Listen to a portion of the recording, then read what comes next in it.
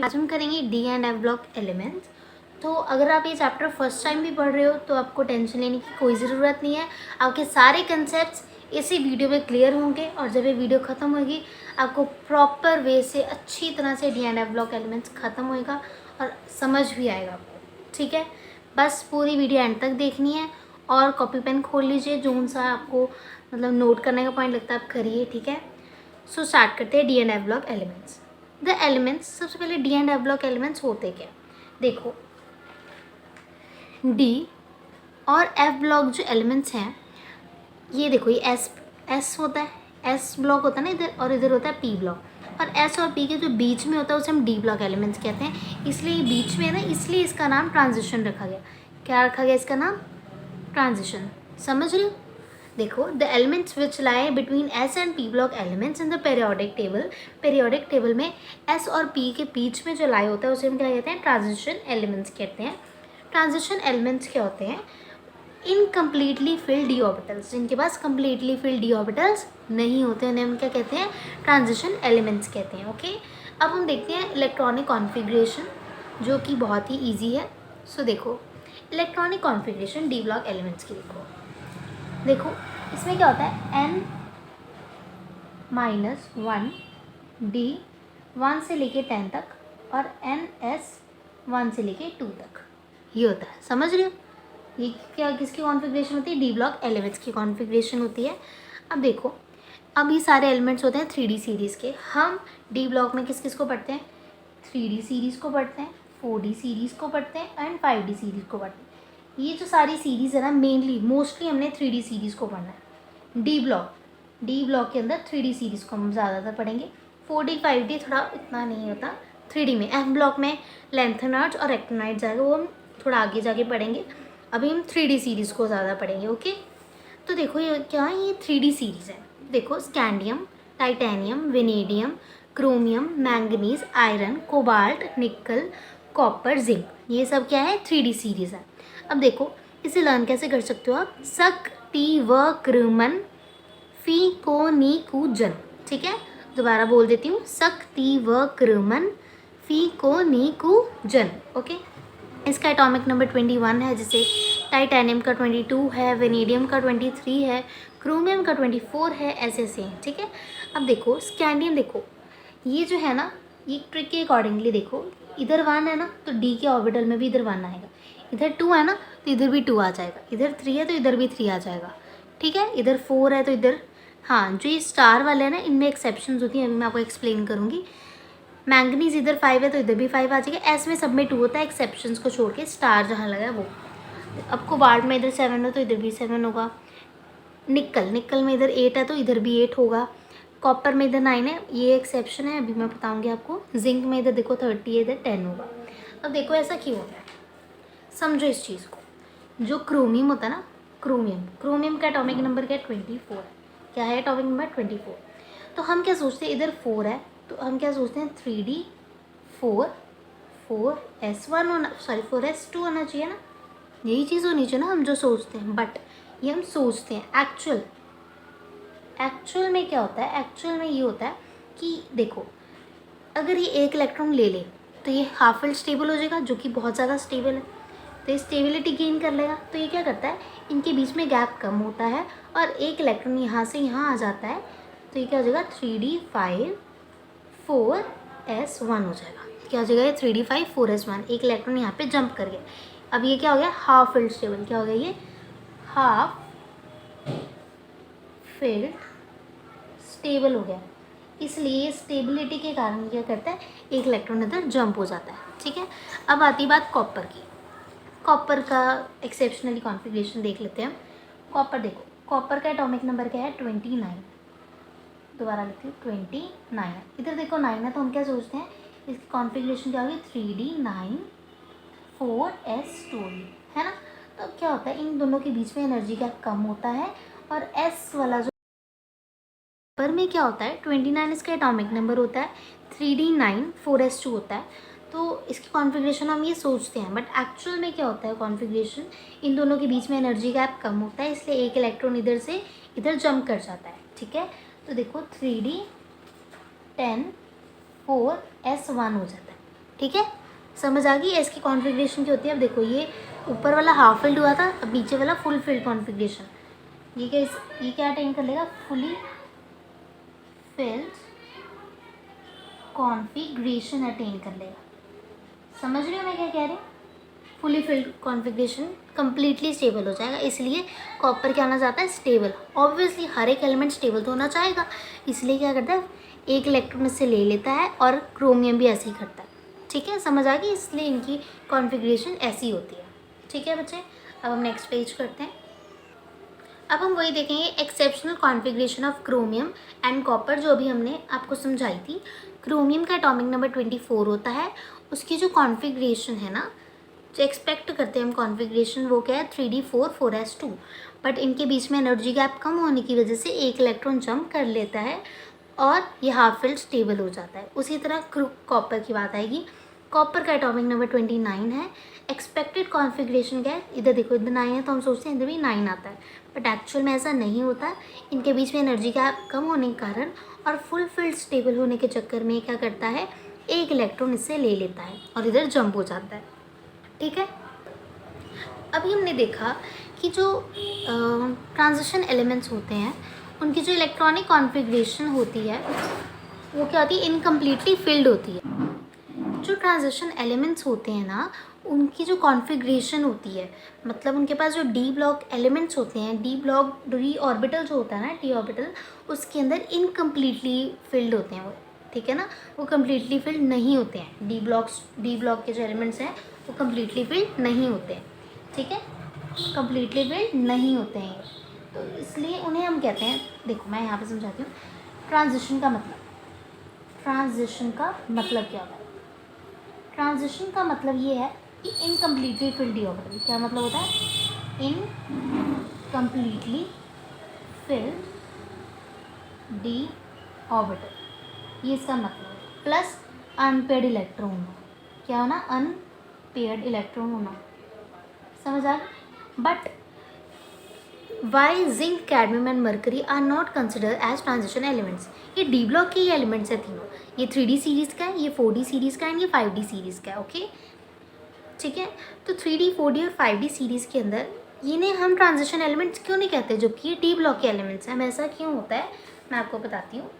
ये देखो, जो जिंक है ना, हम एग्जांपल लेते हैं जिंक का। ठीक है, जिंक का एटॉमिक नंबर क्या है? 30। क्या होता है इसका एटॉमिक नंबर? 30।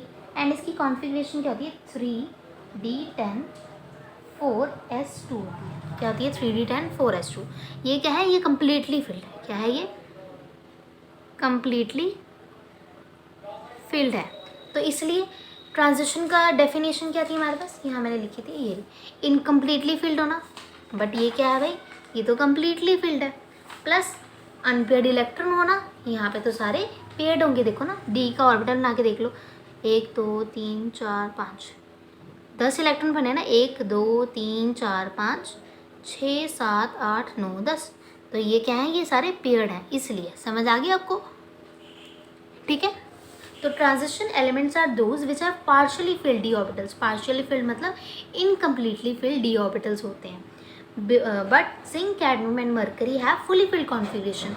बट इनके पास क्या होती है? फुली फिल्ड कॉन्फ़िगरेशन होती है, इसलिए जिंक, कैडमियम और मरकरी को हम ट्रांजिशन एलिमेंट्स नहीं कंसिडर करते। एग्जाम्पल जो मैंने समझाया था आपको, जिंक का एटॉमिक नंबर क्या होता है? 30। उसकी इलेक्ट्रॉनिक कॉन्फ़िगरेशन क्या होती है? 3d10 4s2। इसके पास अनपेयर्ड इलेक्ट्रॉन नहीं है, ये पार्शियली फिल्ड नहीं है, मतलब इनकम्प्लीटली फिल्ड डी ऑर्बिटल्स नहीं है इसके पास, इसलिए क्या है? ट्रांजिशन एलिमेंट्स नहीं है। ओके, अब हम देखते हैं फिजिकल प्रॉपर्टीज इसकी। ओके, चलो। The transition elements show metallic properties, जैसे कि डक्टिलिटी, मेलेबिलिटी। ठीक है ना, मतलब कि शीट्स को, थिन शीट्स को कन्वर्ट कर सके ये। ठीक है, इनके अंदर मेटालिक लस्टर होता है, ये कंडक्टिविटी रखते हैं अपने पास। बट एक्सेप्शन के आगे जिंक, कैडमियम, मरकरी की, ये तीनों ये सब चीज़ें नहीं रखते। क्यों? क्योंकि इन सब चीज़ों को रखने के लिए इनके पास अनपेयर्ड इलेक्ट्रॉन्स होने चाहिए, इनकम्प्लीटली फिल्ड डी ऑर्बिटल होना चाहिए। बट इनका तो कम्प्लीटली फिल्ड है, इसलिए ये सब प्रॉपर्टीज़ ये शो नहीं करते हैं। ठीक है, लस्टर का मतलब होता है चमक, इनके अंदर चमक होती है डी ब्लॉक के एलिमेंट्स के अंदर। ठीक है, अब हम पढ़ेंगे enthalpy of atomization. Enthalpy of atomization क्या होता है? Enthalpy of atomization is defined as the amount of heat absorb, मतलब अमाउंट ऑफ हीट एब्जॉर्ब होना accompanying the dissociation of the molecules. ये क्या करता है, हीट को एब्जॉर्ब करता है और मॉलिक्यूल्स को तोड़ता है इन 1 mole of a gaseous substance. ठीक है, एंथैल्पी ऑफ एटमाइजेशन किसके ऊपर डिपेंड करती है, अनपेयर्ड इलेक्ट्रॉन्स के ऊपर। जितने ज़्यादा अनपेयर्ड इलेक्ट्रॉन्स होंगे उतनी ज़्यादा एंथैल्पी ऑफ एटमाइजेशन होगी। ठीक है, अब देखो इधर क्या होता है, ये गलत लिखा था तो ये ठीक करके मैंने किया। 3D सीरीज़ में नंबर ऑफ अनपेयर्ड इलेक्ट्रॉन ज़्यादा होते हैं। अब मैं आपको बताती हूँ कैसे होते हैं। वेट अ मिनट, मैं पेज 1 मिनट ले आऊँ। अब हम देखते हैं अनपेयर्ड इलेक्ट्रॉन। सबसे पहला आता है स्कैंडियम, जिसका एटॉमिक नंबर क्या है 21। इसकी इलेक्ट्रॉनिक कॉन्फ़िगरेशन 3d1 4s2 होता है। अब हम डी ब्लॉक के एलिमेंट्स डी ऑर्बिटल बनाते हैं, 1 2 3 4 5। ठीक है, अब इसके अंदर अनपेयर्ड इलेक्ट्रॉन कितना, 1, मतलब यहाँ पे हम क्या लिखेंगे, अनपेयर्ड इलेक्ट्रॉन कितना है, 1। उसके बाद स्कैंडियम के बाद शक्ति टाइटेनियम आता है। ओके, टाइटेनियम का एटॉमिक नंबर 22 होता है। इसकी कॉन्फ़िगरेशन 3d2 4s2 होता है। ओके, तो अब देखते हैं डी ऑर्बिटल में कितने इलेक्ट्रॉन्स आएंगे, 1 2 3 4 5। तो 1 2 कितने अनपेयर्ड इलेक्ट्रॉन्स हो गए, यहाँ पे 2 हो गए। कितने हो गए, इधर 2 हो गए और इधर 1 हो गया। फिर वेनेडियम की बात करते हैं। वेनेडियम होता है 23 एटॉमिक नंबर एंड इसकी इलेक्ट्रॉनिक कॉन्फ़िगरेशन इधर 3 होता है, तो इधर भी 3 लिख दो। ठीक है, इधर 2 है, इधर भी 2। ट्रिक में यही समझाता है, इधर 1 होता है एंड इधर भी 1 आ जाता है। इधर 3 है तो इधर भी 3d3 आ जाता है। ओके, सो अब क्या करेंगे, डी ऑर्बिटल बनाएंगे, 1 2 3 4 5 और इधर कितने इलेक्ट्रॉन्स आएंगे, 3, मतलब 3 अनपेयर्ड इलेक्ट्रॉन है। इधर कितने अनपेयर्ड इलेक्ट्रॉन्स हैं, 3 है। ठीक है, अब हम नेक्स्ट वेनेडियम के बाद क्रोमियम आता है। देखो शक्ति व क्रोमियम। क्रोमियम का एटॉमिक नंबर 24 होता है। इसकी इलेक्ट्रॉनिक कॉन्फ़िगरेशन 3d5 4s1 अभी समझाया था। एक्सेप्शनली मतलब होती है इसकी इलेक्ट्रॉनिक कॉन्फ़िगरेशन। डी ऑर्बिटल बनाएंगे, 1 2 3 4 5। डी ऑर्बिटल में 5 हम भरेंगे, 1 2 3 4 5। कितने अनपेयर्ड इलेक्ट्रॉन हो गए इधर, 5। कितने हो गए भाई, 5 अनपेयर्ड इलेक्ट्रॉन हो गए। ठीक है, अब क्रोमियम के बाद क्या आता है, मैंगनीज। क्या आता है भाई, मैंगनीज। देखते हैं अब हम। मैंगनीज का एटॉमिक नंबर 25। इसकी इलेक्ट्रॉनिक कॉन्फ़िगरेशन इधर 5 है तो इधर भी 5, 3d5 4s2 होता है। अब देखो 1 2 3 1 2 3 4 5, ये ज़्यादा बड़ा हो गया, इतना बहुत है। ठीक है, इसमें कितने इलेक्ट्रॉन्स भरेंगे, 1 2 3 4 5। तो यहाँ पे कितने अनपेयर्ड इलेक्ट्रॉन्स हो गए, 5। तो देखो जितने ज़्यादा अनपेयर्ड इलेक्ट्रॉन्स होंगे उतना ही ज़्यादा क्या होगा, यहाँ पे एंथैल्पी ऑफ एटमाइजेशन होगा। देखो this is due to poor shielding of intervening electrons. अब 4d और 5d में कम क्यों हो जाता है, क्योंकि पुअर शील्डिंग आ जाती है 4f इलेक्ट्रॉन्स की। ठीक है, अब हम देखते हैं variation of atomic and ionic size के अंदर। तो क्या होता है एटॉमिक, देखो मैं आपको समझाती हूँ। हमें पता है हम जैसे जैसे नीचे जाते हैं 3d 4d और 5d सीरीज़ में, डाउन द ग्रुप जाते हैं तो साइज़ क्या होता है, इंक्रीज़ होता है। क्या होता है, इंक्रीज़ होता है। बट 3d से 4d में साइज़ इंक्रीज़ होता है, बट 4d और 5d में क्या रह जाता है, सेम रह जाता है साइज़। क्यों, क्योंकि f के इलेक्ट्रॉन्स होते हैं ना, 4f के इलेक्ट्रॉन्स, उनके अंदर पुअर शील्डिंग आ जाती है। अब पुअर शील्डिंग क्या होता है, इसका भी पता होना ज़रूरी है ना, तो मैं आपको समझाती हूँ। ये देखो, तो ये एक न्यूक्लियस है, ये s का है, ये p है, ये d है एंड f है, s p d f। अब s की न्यूक्लियस के साथ ज़्यादा अट्रैक्शन होगी as compare to p, as compare to d and as compare to f। ठीक है ना, क्यों, क्योंकि जो न्यूक्लियस के सबसे ज़्यादा पास होगा उससे अट्रैक्शन ज़्यादा मिलेगी। अब एग्जाम्पल से समझते हैं। Suppose this is a teacher, ये एक टीचर है और ये बच्चों को पढ़ा रही है। ये s, सपोज़ एक नाम है बच्चे का s, फिर ये p है, फिर ये d बच्चा बैठा है एंड ये f बच्चा बैठा हो, नाम है बच्चों के, सपोज़ मान लीजिए। सो क्या होगा, अब टीचर समझा रहा है और टीचर जो बोर्ड पे लिख रहा है उसे एस वाले को सबसे ज़्यादा समझ आएगी। क्यों, क्योंकि वो आगे बैठा हुआ है। टी को थोड़ी कम आएगी, उससे नज़र कम आएगा। डी को थोड़ी कम आएगी। अब एफ़ क्या कर रहा है, बातें मार रहा है एक दूसरे उसके साथ वाले साथियों से। तो क्या हो रहा है, एफ़ को अट्रैक्शन कम मिल रही है टीचर की, और टीचर भी उसे प्रॉपरली नहीं देख पा रहा है। ठीक है, तो टीचर को अट्रैक्शन एस की सबसे ज़्यादा मिलेगी, फिर पी को मिलेगी, फिर डी को और फिर एफ़ को। ठीक है, तो एस पी डी एफ, जो अट्रैक्शन कम मिल रही है ना, इसे हम कह रहे हैं पुअर शील्डिंग इफेक्ट, ठीक है ना। ये क्या कर रहा है, एफ न्यूक्लियस के साथ ज़्यादा इसकी अट्रैक्शन नहीं आ पा रही। क्यों नहीं आ पा रही, क्योंकि ये बहुत दूर है, एस बहुत ज़्यादा पास है, इसलिए इसे न्यूक्लियस की सबसे ज़्यादा अट्रैक्शन मिल रही है। ओके, इसे हम पुअर शील्डिंग इफेक्ट कहते हैं। So the atomic radii and ionic radii increase down the group. हमें पता है एटॉमिक और आयनिक रेडियाई इंक्रीज होती है, देखो इंक्रीज होती है, क्यों, क्योंकि नंबर ऑफ शेल्स बढ़ते हैं नीचे जाने पर। But 4D and 5D series have almost same atomic radii. मैंने भी बताया 4D और 5D की एटॉमिक रेडियाई सेम होती है, क्यों, क्योंकि लैंथेनॉइड कॉन्ट्रैक्शन आ जाता है, जो मैंने आपको बताया ना। 4f इलेक्ट्रॉन की क्या होती है, पुअर शील्डिंग होती है, क्योंकि f बहुत ज़्यादा दूर होता है न्यूक्लियस से, इसकी अट्रैक्शन नहीं हो पाती है, जो भी आपको एग्जाम्पल समझाए उससे। तो इसे ही हम क्या कहते हैं, लैंथेनॉइड कॉन्ट्रैक्शन कहते हैं। अब देख भी लेते हैं, द फिलिंग ऑफ 4f की फिलिंग हो जाती है 5D ऑर्बिटल से पहले, और रेगुलर डिक्रीज आ जाता है एटॉमिक रेडियाई में। आप ऐसे भी कह सकते हो, there is decrease in atomic and ionic radii, ठीक है ना। क्या होता है, एटॉमिक और आयनिक रेडियाई में डिक्रीज होता है, उसे हम क्या कहते हैं, लैंथेनॉइड कॉन्ट्रैक्शन, ठीक है। कॉन्ट्रैक्शन क्या होता है, लैंथेनॉइड कॉन्ट्रैक्शन होता है 4f की फिलिंग होना किससे पहले, 5D ऑर्बिटल से पहले, और रेगुलर डिक्रीज आना एटॉमिक रेडियाई में, उसे हम क्या कहते हैं, लैंथेनॉइड कॉन्ट्रैक्शन कहते हैं। ठीक है, अब हम नेक्स्ट पेज करते हैं स्टार्ट। ये देखो, अब आ रही एटॉमिक रेडियाई, जो 3D सीरीज़ में क्या चेंजेस आ रहे हैं वो देखते हैं हम। ये देखो, ये हमारी 3D सीरीज़ है सारी, बिल्कुल सही।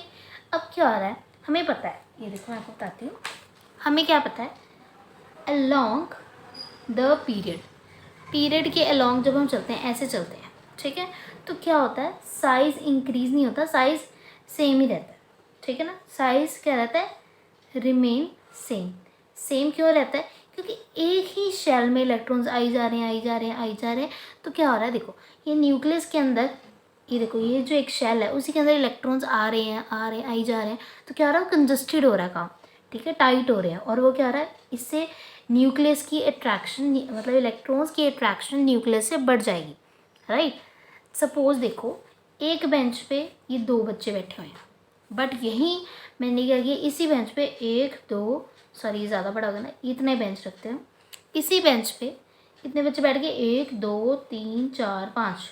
पहले 2 बच्चे आराम से बैठे हुए थे, तो इनकी अट्रैक्शन कम थी, बट अब देखो कितने कंजस्टेड होकर बैठ गए। उसी तरह इलेक्ट्रॉन्स हैं, इलेक्ट्रॉन्स भी कंजस्टेड हो गए हैं, और इसकी न्यूक्लियस के साथ अट्रैक्शन ज़्यादा हो गई है, इसलिए जो साइज़ है वो क्या हो जाता है, छोटा हो जाता है, ठीक है। अब यही कहा है जेड इफेक्टिव, मतलब न्यूक्लियर चार्ज का यही मतलब है कि एक ही शेल में इलेक्ट्रॉन्स आई जा रहे हैं, तो साइज़ क्या हो रहा है, छोटा हो रहा है। अब देखो, स्कैंडियम, टाइटेनियम, वेनेडियम, क्रोमियम, यहाँ पे क्या हो रहा है, साइज डिक्रीज हो रहा है। क्यों हो रहा है, क्योंकि न्यूक्लियर चार्ज मतलब न्यूक्लियस के साथ अट्रैक्शन जो है इलेक्ट्रॉन्स की वो बढ़ रही है, इसलिए साइज छोटा हो रहा है।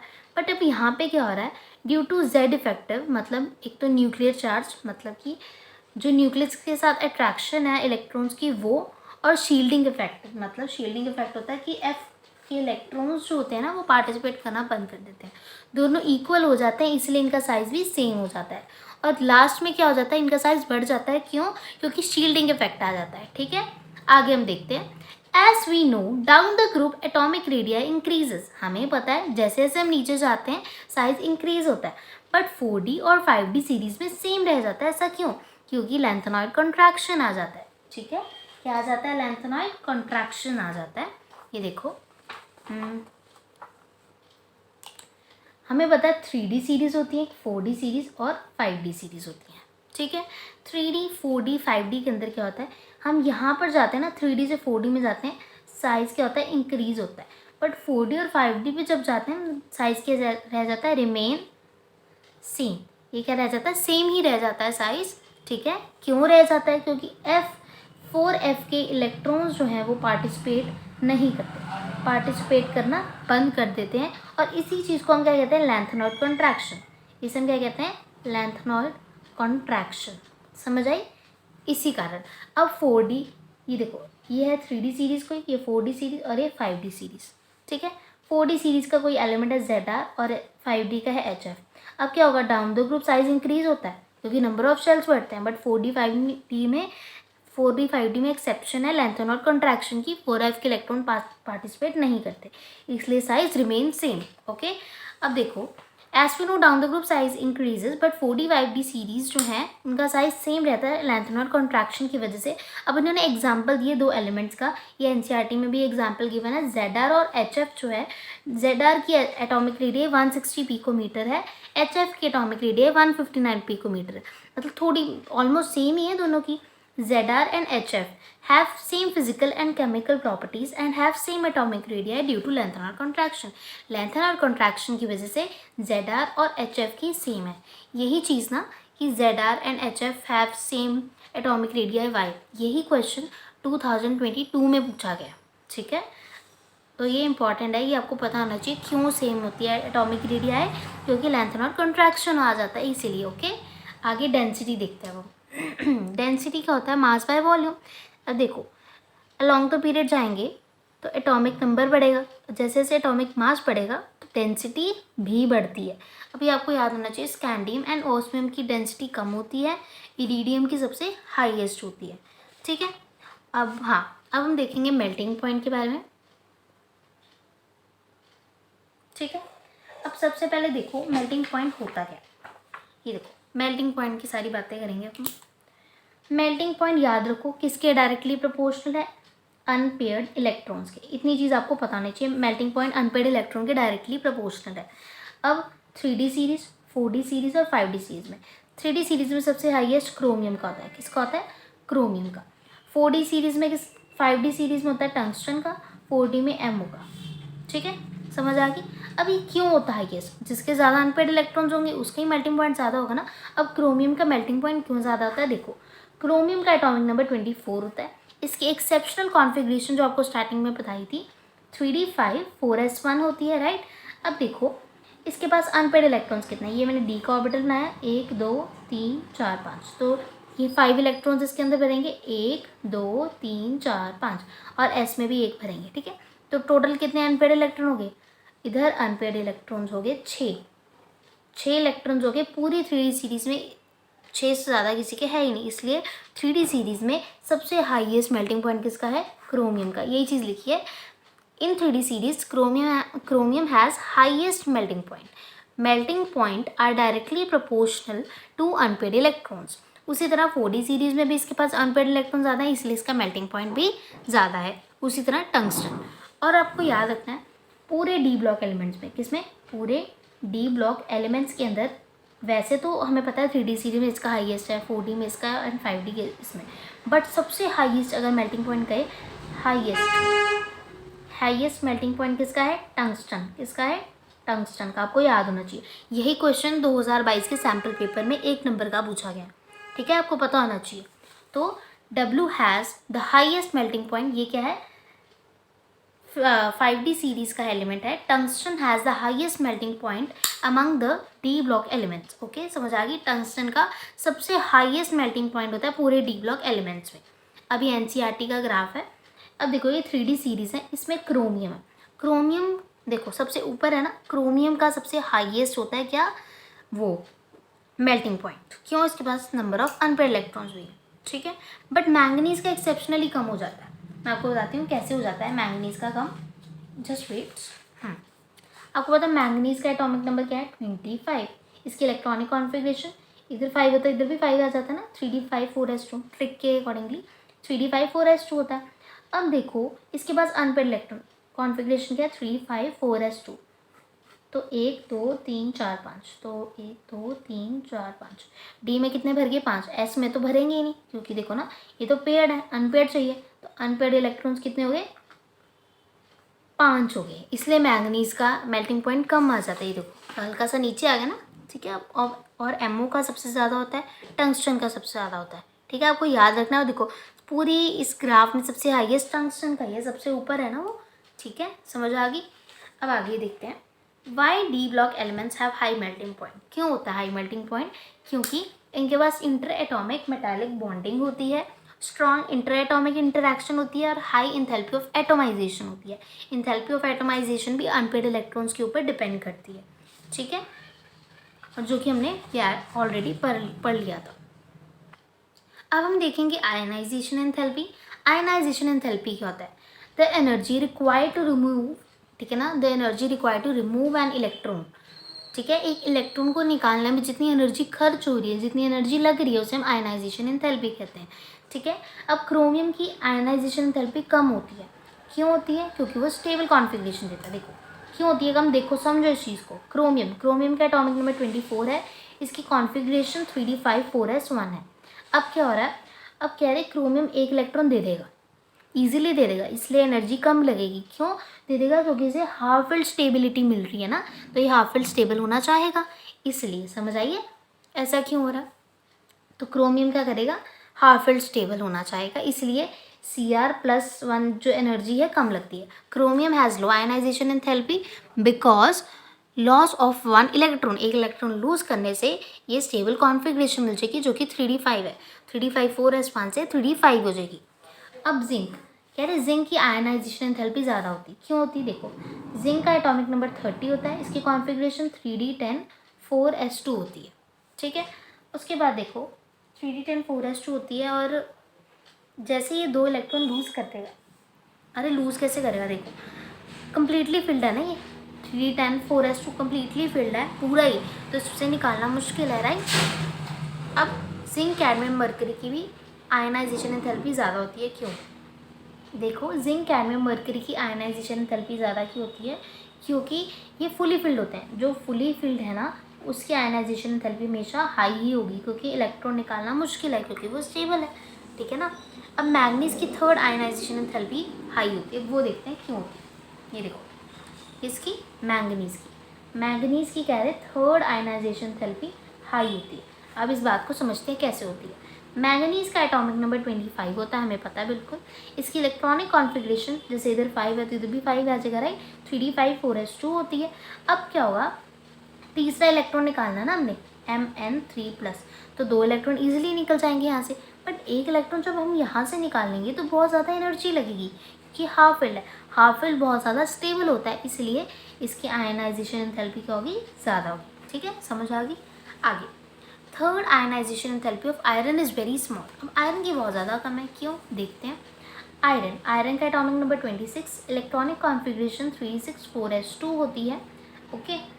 उसके बाद क्या है, थर्ड इसमें से निकालना बहुत ईजी है। देखो Fe3+, अब 2 यहाँ से इजीली निकल जाएंगे, बट यहाँ से निकालना भी ईजी है, क्योंकि ये 3d5 बन रहा है ना। जो Fe है वो 3d5 बन रहा है, हाफ फील्ड स्टेबल हो रहा है ना। देखो 2 यहाँ से निकल गए, 1 यहाँ से निकल गया, तो 3d5 बन रहा है। और हर एक एलिमेंट हाफ फील्ड होना तो चाहेगा ना, ऑब्वियसली वो स्टेबल होना चाहेगा, इसलिए। आगे देखते हैं। But iron wants half field stable configuration, जो कि हम ऑलरेडी पढ़ चुके हैं ये चीज़ें। अब आगे देखते हैं ऑक्सीडेशन स्टेट्स के ऊपर। अब बात आई ऑक्सीडेशन स्टेट्स। अब देखो स्कैंडियम जो है ना, ये बहुत बारी क्वेश्चन पूछा गया CBSE में कि कौन सा एलिमेंट है जो वेरिएबल ऑक्सीडेशन स्टेट शो नहीं करता, वो होता है स्कैंडियम। इसके पास देखो इसका एटॉमिक नंबर भी कम है, और ये +3 ऑक्सीडेशन स्टेट ही क्यों शो करता है, ये देखो अभी बताती हूँ मैं आपको। स्कैंडियम का एटॉमिक नंबर 21 है, इसकी कॉन्फिगरेशन 3d14s2 है। अब जैसे ये तीनों इलेक्ट्रॉन लूज कर देगा ना, स्कैंडियम +3 जो है लूज कर देगा, इसका एटॉमिक नंबर 18 बन जाएगा, और 18 जो है वो नोबल गैस होती है। ठीक है, इसलिए नोबल गैस जिसकी fully filled completely field configuration ये अटेन कर लेगा। समझ रहे हो? फुली फिल्ड कॉन्फिगरेशन अटेन कर लेगा, इसीलिए स्कैंडियम जो है +3 शो करता है। अब टाइटेनियम क्या करता है? +2 +3 +4 शो करता है। वेनेडियम +2 +3 +4 +5 शो करता है। क्रोमियम +2 +3 +4 +5 एंड +6 शो करता है। बट मैंगनीज जो है वो देखो ये पूरी इसके अंदर ये मिडल में है ना, तो ये क्वेश्चन पूछा जाता है मिडिल सीरीज़ जो है, मिडिल ऑफ द सीरीज़ सबसे हाईएस्ट ऑक्सीडेशन स्टेट किसकी होती है? वो होती है मैंगनीज की। मैंगनीज सबसे ज़्यादा जो है ऑक्सीडेशन स्टेट शो करता है। देखो कैसे मैं बताती हूँ। मैंगनीज का एटॉमिक नंबर 25 है, इसकी इलेक्ट्रॉनिक कॉन्फिगरेशन 3d5 4s2 है। आपको याद कराया था ना, इधर 5 है तो इधर भी आप 5 लिख सकते हो। ठीक है, सेम रह जाता है तो याद हो जाता है। तो 3d5 4s2 है। तो देखो अब क्या होगा, दोबारा लिखती हूँ 3d5 4s2। अब 2 इलेक्ट्रॉन यहाँ से निकल गए, 5 यहाँ से निकल गए, तो +7 करेगा ना। ठीक है, +7 ऑक्सीडेशन स्टेट इसकी, +7 तक सबसे पूरी 3D सीरीज़ में सबसे ज़्यादा हाईएस्ट ऑक्सीडेशन स्टेट जो शो करता है वो है मैंगनीज। ये NCERT का क्वेश्चन है। ठीक है, और जिंक जो है वो +2 शो करता है ताकि उसे 3d10 मिल सके। ठीक है ना, समझ आ रही है कि नहीं आ रही है? देखो अभी मैंने लिखा था, आपको बताया था ये +2 शो करता है, जैसे ही +2 2 इलेक्ट्रॉन निकाले 3d10 मतलब फुलफिल्ड कॉन्फिगरेशन होगी, ठीक है।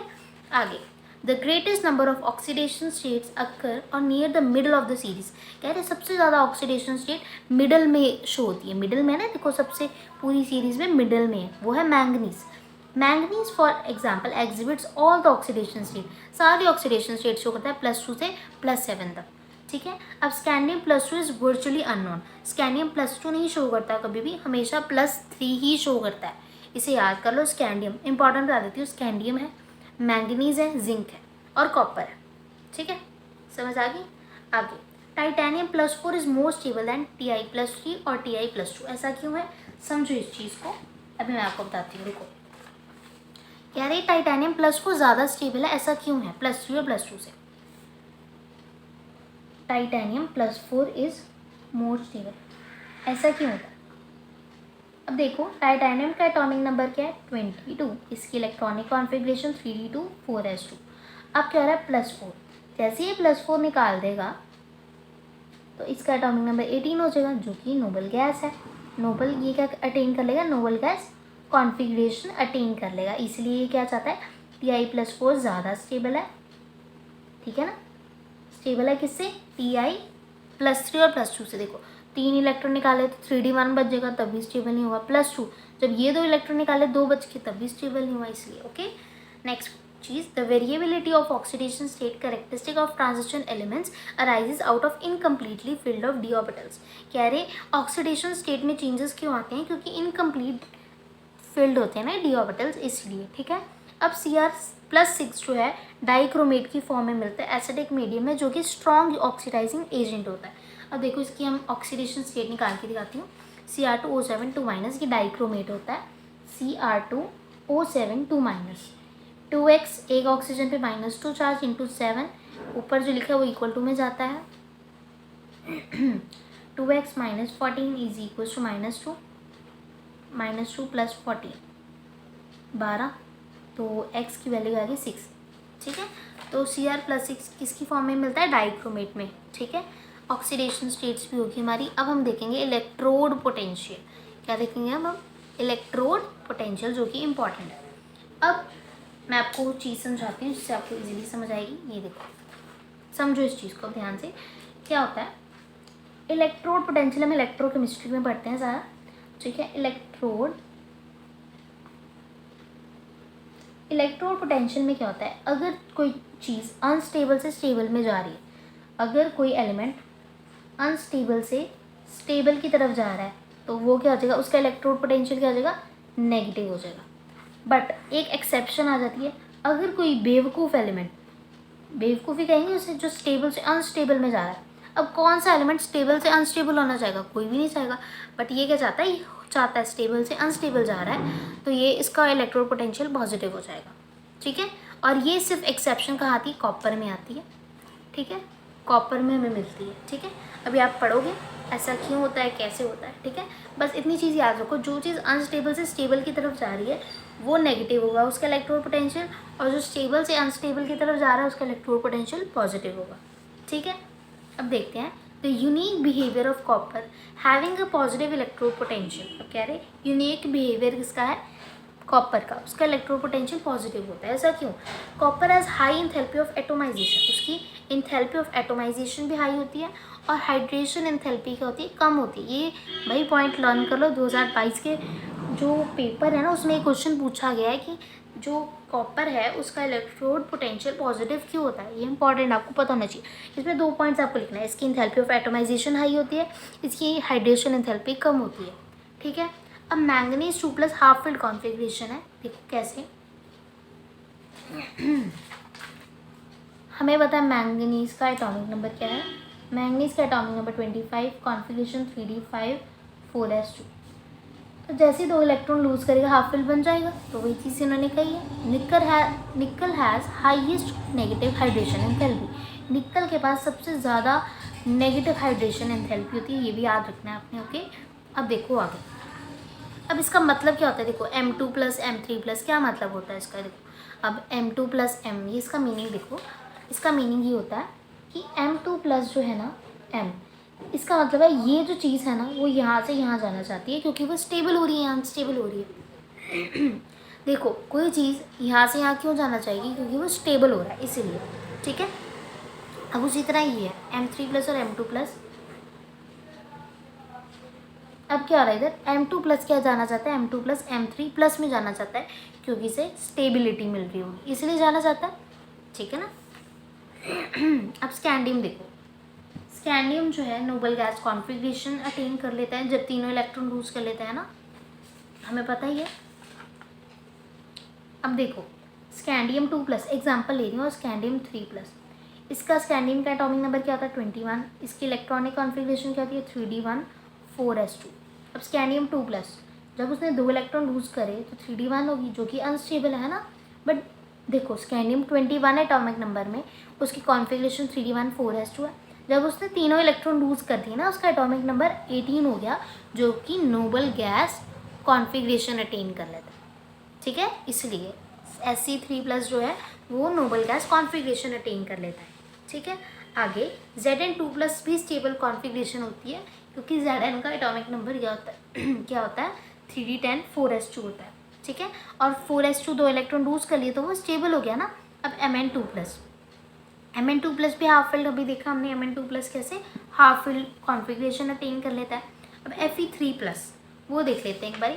आयरन का एटॉमिक नंबर क्या है 26, उसकी इलेक्ट्रॉनिक कॉन्फ़िगरेशन 3d6 4s2 होती है।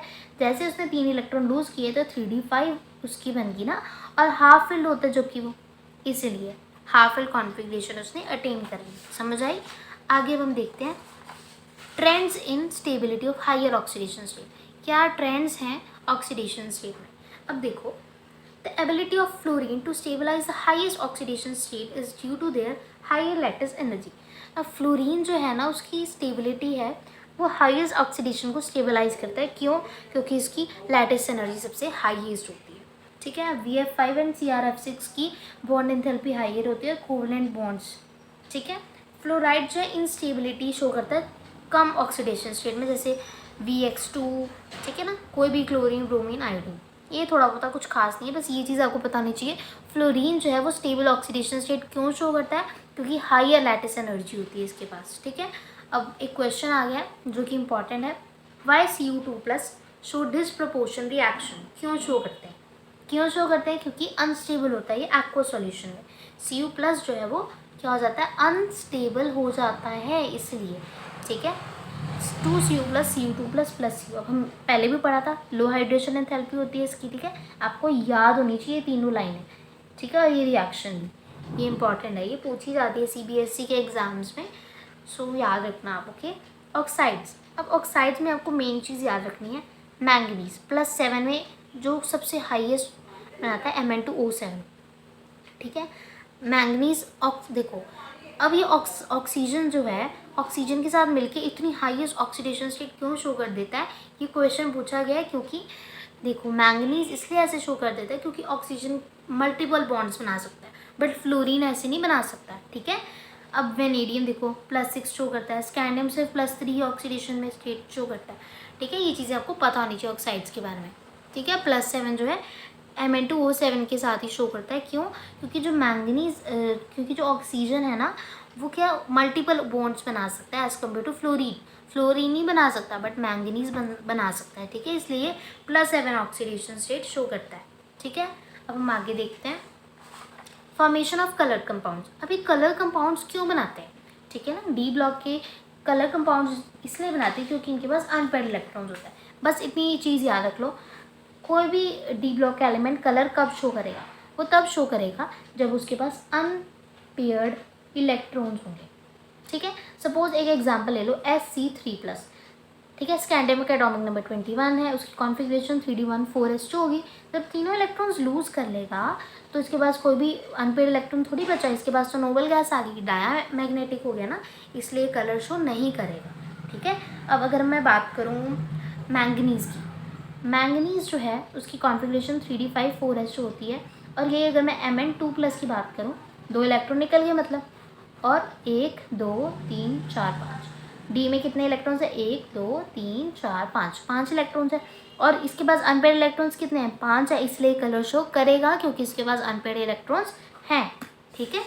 अब d block element show colour due to their unpaired electrons, unpaired electrons के कारण ही वो क्या करता है, शो करता है colour. Paired electron can not show colour, paired electron नहीं शो करता ना, जैसे आपको एग्जांपल दिया था स्कैंडियम 3+ नहीं शो करता, ओके। अब ये क्वेश्चन भी इंपॉर्टेंट है, why d block elements form complex compounds. अब कॉम्प्लेक्स कंपाउंड्स क्यों बना लेते हैं डी ब्लॉक के एलिमेंट्स, क्यों, क्योंकि इनका साइज़ छोटा होता है, स्मॉल इन साइज़ होते हैं, इनकी अवेलेबिलिटी जो है डी ऑर्बिटल्स की ज़्यादा होती है, ठीक है, इसलिए क्या शो कर लेते हैं, कॉम्प्लेक्स कंपाउंड्स बना लेते हैं और इनका आयनिक चार्ज है वो बहुत ज़्यादा हाई होता है। Next question, why transition elements show catalytic property. अब ट्रांजिशन एलिमेंट्स कैटालिटिक प्रॉपर्टी क्यों शो करते हैं, क्योंकि जो उनकी ऑक्सीडेशन स्टेट्स है वो बहुत सारी होती हैं, मल्टीपल ऑक्सीडेशन स्टेट शो करते हैं कॉम्प्लेक्स बनाने के लिए। They have maximum number of unpaired electrons, उनके पास बहुत ज़्यादा अनपेड इलेक्ट्रॉन्स होते हैं, इसलिए ये भी इंपॉर्टेंट क्वेश्चन है, ये CBSE के एग्जाम्स में दोनों क्वेश्चन पूछे गए हैं और बहुत बारी पूछे गए हैं, ये नहीं 1-2 बारी, बहुत बारी पूछे गए, आपको ये पॉइंट्स लर्न कर लो आप, ठीक है, इंपॉर्टेंट है ये क्वेश्चन दोनों ही। सो देखो, कैटालिटिक प्रॉपर्टी मतलब जो कोई भी रिएक्शन लिखती है, एरो आता है ना उसके ऊपर कोई भी एलिमेंट लिखते हैं, वो कैटलिस्ट होता है, कैटलिस्ट जो कि रिएक्शन को फास्ट या स्लो करता है, वो डी ब्लॉक के एलिमेंट्स के यूज़ होते हैं, क्यों, क्योंकि उनके पास ऑक्सीडेशन स्टेट बहुत सारी शो करते हैं, वो उनके पास अनपेड इलेक्ट्रॉन्स बहुत सारे होते हैं। पी ब्लॉक एलिमेंट्स में क्या होता है, कॉन्टैक्ट प्रोसेस होती है, उसके अंदर वेनेडियम +5 यूज़ होता है, और आयरन हैबर प्रोसेस में यूज़ होता है, निकल जो है कैटलिक हाइड्रोजनेशन में यूज़ होता है। समझ आई आपको, आगे देखते हैं अब हम मैग्नेटिक प्रॉपर्टीज़। अब मैग्नेटिक प्रॉपर्टीज़ जो होती हैं, by applying magnetic field to substances there are 3 types of magnetism. कितने टाइप्स की होती हैं, 3 टाइप्स की। क्या क्या होती है, डायामैग्नेटिज्म, पैरामैग्नेटिज्म, फेरोमैग्नेटिज्म। हमें पता है डाया कब होता है, जब पेयर्ड इलेक्ट्रॉन्स होते हैं, पैरा कब होता है, जब एक अनपेयर्ड इलेक्ट्रॉन होता है, फेरो, अब फेरो भी हम पढ़ेंगे, पहले डाया पढ़ते हैं। डायामैग्नेटिज्म सब्सटेंसेस कौन से होते हैं, जो रिपेल करते हैं। देखो सपोज मान लो ये कोई है, इधर नहीं, चलो इधर समझाती हूँ। सपोज मान लो ये डी ऑर्बिटल है, 1 2 3 4 5, सारे इलेक्ट्रॉन्स पेयर्ड हैं। जब इलेक्ट्रॉन्स पेयर हैं तो ये इलेक्ट्रॉन इधर रिपेल करेगा ऐसे, और ये वाला इलेक्ट्रॉन इधर रिपेल करेगा, क्योंकि देखो जब एक ही बेंच पे 3-4 बच्चे बैठ गए तो ये रिपेल करेंगे ना, ताकि ये निकल जाए फटाफट, है ना, ये रिपेल करेंगे एक दूसरे को, क्योंकि वो कंजस्टेड है, वो अनपेयर्ड, हर एक जो डायामैग्नेटिक है ना वो अनपेयर्ड इलेक्ट्रॉन होना चाहता है, इसलिए वो रिपेल करेगा एक दूसरे को, ठीक है। पैरामैग्नेटिज्म अट्रैक्ट करते हैं, क्योंकि ये सिंगल ही तो होते हैं, ठीक है। फेरोमैग्नेटिज्म में क्या होता है, ये स्ट्रांगली अट्रैक्ट करते हैं, उन्हें हम the substances which are attracted very strongly, बहुत स्ट्रांगली अट्रैक्ट करते हैं, उन्हें हम फेरोमैग्नेटिज्म कहते हैं। अब क्या होता है, paramagnetism arises from the unpaired electrons. Unpaired electrons मतलब पैरामैग्नेटिज्म है, ये बिहेवियर शो कर रहा है। अब ये क्या है, म्यू होता है मैग्नेटिक मूवमेंट। मैग्नेटिक मूवमेंट को निकालने का फॉर्मूला होता है √n × n+2। अब ये n क्या है, n होता है अनपेयर्ड इलेक्ट्रॉन्स, क्या होते हैं, n अनपेयर्ड इलेक्ट्रॉन्स, ठीक है। सपोज मैंगनीज, आपको एग्जांपल देती हूँ मैंगनीज का। मैंगनीज का atomic number 3d5, 4s2, atomic number 25 होता है इसका। तो Mn2+ का आयन है, हमें क्या कहा, Mn2+, तो 2 इलेक्ट्रॉन निकल के 5 बच गए, तो 1 2 3 4 5, तो नंबर ऑफ अनपेयर्ड इलेक्ट्रॉन कितने, n की वैल्यू आ गई 5। तो अगर हमने मैग्नेटिक मोमेंट निकाला है mu is = √n n+2, n की वैल्यू क्या है 5, 5 + 2, अब देखो 5 + 2 7, 7 5 = 35, √35 क्या आ गया, इसका मैग्नेटिक मोमेंट आ गया, ऐसे हम निकालते हैं, ठीक है। और bm इसकी यूनिट होती है, जैसे वेलोसिटी की मीटर/सेकंड होती है ना, उसी तरह इसकी मैग्नेटिक मोमेंट की क्या होती है, बोहर मैग्नेट्रॉन होती है, ठीक है, समझ आ गई। आगे देखते हैं हम, ये तो कर लिया हमने। आगे अब क्या होता है, ट्रांजिशन एलिमेंट्स शो करते हैं, फॉर्म करते हैं इंटरस्टिशियल कंपाउंड। ऐसा क्यों होता है, इंटरस्टिशियल कंपाउंड सबसे पहले होते क्या है, इंटरस्टिशियल कंपाउंड फॉर्म होते हैं जब छोटे छोटे एटम्स जैसे कि हाइड्रोजन, कार्बन, नाइट्रोजन ट्रैप हो जाते हैं क्रिस्टल लैटिस में, ठीक है। इंटरस्टिशियल कंपाउंड्स क्या होते हैं, जब छोटे छोटे एटम जैसे कि हाइड्रोजन, कार्बन, नाइट्रोजन ट्रैप हो जाएं क्रिस्टल लैटिस में, उसे इंटरस्टिशियल कंपाउंड्स होते हैं। अब ये क्यों फॉर्म करते हैं, ये इंपॉर्टेंट क्वेश्चन है, इसे लर्न कर लेना, इसकी डेफिनेशन। और ये क्यों फॉर्म करते हैं, क्योंकि इनका मेल्टिंग पॉइंट हाई होता है, ये हार्ड होते हैं, ये केमिकली इनर्ट होते हैं और मेटालिक कंडक्टिविटी रखते हैं अपने पास। ये इंपॉर्टेंट है, चीज़ें आपको याद होनी चाहिए, ठीक है। अब कुछ इंपॉर्टेंट कंपाउंड्स बनते हैं जैसे कि K2Cr2O7, ठीक है। अब क्रोमाइट ओर क्या होता है, FeCr2O4। अब सोडियम कार्बोनेट Na2CO3 के साथ रिएक्ट करता है और 7O2 और ऑक्साइड के साथ क्या होता है, Na2 जो है ना वो क्रोमाइट के साथ रिएक्ट करता है और Na2CrO4 बनाता है, और आयरन जो है वो ऑक्साइड के साथ रिएक्ट करता है और FeO3 बनाता है। और कार्बोनेट जो है, जब भी कार्बोनेट आएगा तो CO2 तो रिलीज़ होगा ही, ठीक है।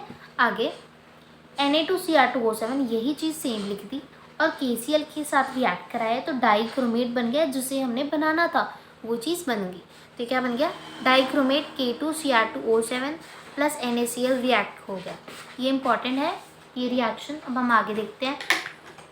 अब जो हमने क्रोमाइट ओर पढ़ी और डाइक्रोमेट पढ़ा है ना, अब हम उसकी ऑक्सीडेशन स्टेट देखेंगे कैसे निकलती है। यहाँ पे हमने पढ़ा था क्रोमाइट ओर FeCr2O4 और डाइक्रोमेट जो है K2Cr2O7। अब क्रोमेट आयन में CrO4 2- होता है, CrO4 2-। अब हम इसकी ऑक्सीडेशन स्टेट निकालेंगे। Cr क्रोमियम जो है इसको हम X मानेंगे, एक ऑक्सीजन पे -2 चार्ज होता है, इनटू में 4, और जो बाहर लिखा होता है वो इक्वल टू में -2 होता है। अब X -8 इज इक्वल्स टू -2। अब इसकी ऑक्सीडेशन स्टेट क्या आ गई, इसकी ऑक्सीडेशन स्टेट आ गई 6, X की वैल्यू क्या आ गई 6 आ गई, ठीक है। अब हम Cr2O7 2- की ऑक्सीडेशन स्टेट देखेंगे। Cr2O7 2-, इसको हम 2x मानेंगे, एक ऑक्सीजन पे -2 चार्ज होता है, into 7 is equals to -7, sorry -2, ये -14 इक्वल टू -2, ये -2 प्लस 14, ये 12 आ गया, और x की वैल्यू आ गई 6, क्या आ गई 6। अब इसकी भी वैल्यू 6 है, इसकी भी, मतलब CrO4 2- जो है इसकी ऑक्सीडेशन स्टेट भी 6 है एंड Cr2O7 2- की ऑक्सीडेशन स्टेट भी 6 है, दोनों की ऑक्सीडेशन स्टेट सेम है, ठीक है। क्रोमाइट जो क्रोमेट आयन है ना उसकी ऑक्सीडेशन स्टेट और डाइक्रोमेट की ऑक्सीडेशन स्टेट दोनों की क्या है, सेम है, बिल्कुल आपको लर्न होनी चाहिए, पता होना चाहिए, ठीक है। अब इनकी शेप के बारे में बात करेंगे, इनकी शेप भी टेट्राहेड्रल होती है, ठीक है। उसके बाद इनकी स्ट्रक्चर आपको पता होना चाहिए, ठीक है। अब क्रोमेट आयन जो है, क्रोमेट आयन कौन से कलर का होता है, येलो कलर का, और डाइक्रोमेट आयन जो है वो ऑरेंज कलर का होता है, ठीक है। ये सब चीज़ें आपको पता होनी चाहिए, ये एग्ज़ाम में पूछी जाती हैं। जैसे कि ऑक्सीडेशन स्टेट पूछ ली, ये जो रिएक्शन कराई थी अभी ये पूछ ली, इनमें से कोई भी, ठीक है, कुछ भी पूछ सकते हैं वो। और ये कलर वगैरह में के बारे में भी हल्का फुल्का पूछ सकते हैं, इनकी शेप, इनकी पर मैग्नेट की MnO4 की प्रेपरेशन देखेंगे। MnO2 मतलब पायरोलुसाइड आयन, जो कि इंपॉर्टेंट आपको पता होना चाहिए क्या है MnO2 पायरोलुसाइड आयन होता है। KOH के साथ रिएक्ट कराएंगे और O2 के साथ, तो क्या बन जाएगा, मैग्नेट आयन बन जाएगा K2MnO4 2- और पानी रिलीज हो जाएगा। अब MnO4 2- ग्रीन कलर का होता है, इसको H पॉजिटिव के साथ रिएक्ट कराया और क्या बन गया, पर मैग्नेट बन गया, जो कि हमें चाहिए था, है ना। देखो हमें पोटेशियम पर मैग्नेट KMnO4 चाहिए था ना, वो हमें मिल गया, प्लस Na2 और H2O भी रिलीज़ हो गया, ठीक है। ये आपको रिएक्शन याद होनी चाहिए। अब आपको पता होना चाहिए इसके पास MnO4- जो है वो पर्पल कलर का है, ठीक है ना। P से पर मैग्नेट, P से पर्पल, याद हो जाएगा ना, पता होना चाहिए आपको, ओके। और इनकी ऑक्सीडेशन स्टेट्स भी, ठीक है। अब हम देखते हैं कमर्शियल मेथड, ठीक है। कौन सा मेथड, कॉमर्शियल मेथड देखेंगे। MnO2 को फ्यूज किया KOH के साथ और ऑक्सीडाइज किया एयर या KNO3, दोनों में से एक आप कर सकते हो, तो क्या बन जाएगा, MnO4 2- बन जाएगा। आगे MnO4 2- को हमने किसके साथ रिएक्ट किया, ये मैग्नेट आयन बन गया। अब हम क्या बनाएंगे, पर मैग्नेट बनाएंगे, ठीक है। इसको इलेक्ट्रोलाइटिक ऑक्सीडेशन कराई, ये बन गया MnO4- बन गया। अब लैब मेथड देख लेते हैं। Mn2 प्लस H2O8 2- के साथ रिएक्ट कराया तो MnO4- जो कि क्या है, पर मैग्नेट पर्पल कलर का, ये कौन से कलर का होता है, पर्पल कलर का आपको पता होना चाहिए, ठीक है। अब इसकी ऑक्सीडेशन स्टेट निकालना सिखा दो। ये देखो MnO4 माइनस, ये इसकी निकालनी ना, इसको हम x मानेंगे, एक ऑक्सीजन पे -2 और टोटल कितने हैं 4 है, ऊपर माइनस लिखा है, जो ऊपर लिखते हैं वो इक्वल टू में लिखते हैं, ठीक है। x -8 इज इक्वल टू -1 और ये क्या आ गई 7, क्या आ गई ऑक्सीडेशन स्टेट +7 आ गई, ठीक है।